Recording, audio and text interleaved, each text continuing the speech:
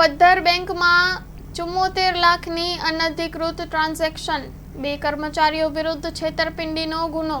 પશ્ચિમ કચ્છના પદ્ધર ખાતે આવેલા સેન્ટ્રલ બેંક ઓફ ઇન્ડિયાની શાખામાં 74.3 લાખની અનધિકૃત નાણાકીય ટ્રાન્ઝેક્શનનો ખુલાસો થયો છે।